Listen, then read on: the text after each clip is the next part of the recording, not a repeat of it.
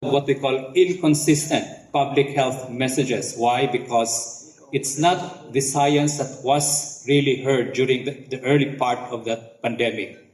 It was the politicians, and anybody can talk about vaccines. You notice that during the time. And at the same time, because of the effect of dengue vaccine, there was really a very low confidence in our government. And that also includes science with regards to what is the benefit of vaccine, why is it very important to control the pandemic. Now, in an individual part, all of us, including the public, there was also poor literacy among each of us why vaccine is very important. And all of this has somehow a mix of all of these factors why vaccine hesitancy in the Philippines is really very low during that time.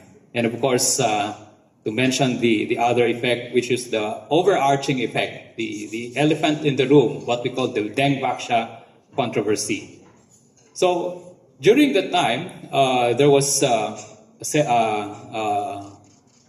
surveillance in terms of what does you concern about in terms of vaccine. Is it because of the side effect? And most of the time, it is always the concern among the public, among all of us, that the vaccines were made haphazardly, something like that, in a span of months only, and comparing it with previous vaccine that was made for almost several years. So the trust and confidence was really very low. But one thing, the brighter part there is that a lot of us, a lot of the public still look at the doctors, the health professionals, as a major reputable source of a very good information, accurate data regarding the vaccine. So the confidence of people with regards to vaccine is still doctors, still the best person or the healthcare professional to really promote it.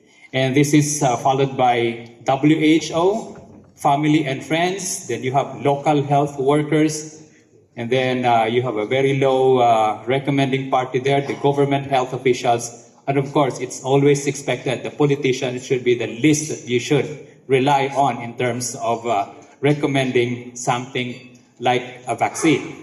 So that was part of that result of that surveillance. So here they also identified top 5 drivers and barriers for individuals to get vaccinated for COVID-19. And this is a result of our own Department of Health survey.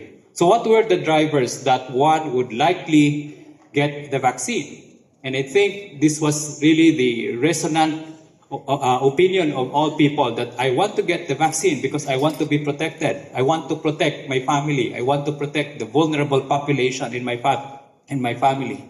There's also the risk of perception that COVID is a dangerous and a deadly virus, and that's why they want to get the vaccine.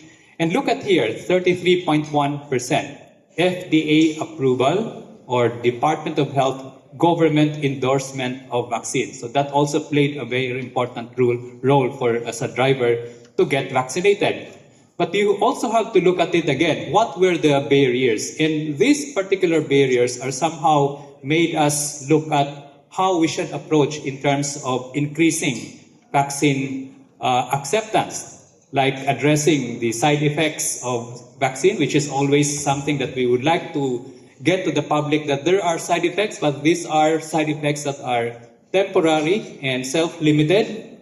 Negative news about the vaccine, and then concern about vaccine efficacy. And this is what we are looking at when during those times the Sinovac vaccine was rolled out, and a very low vaccine efficacy based on their initial clinical phase 3 studies.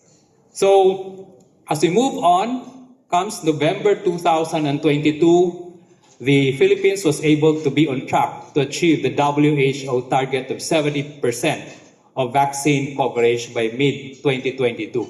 And I think it really played a role here. A lot of the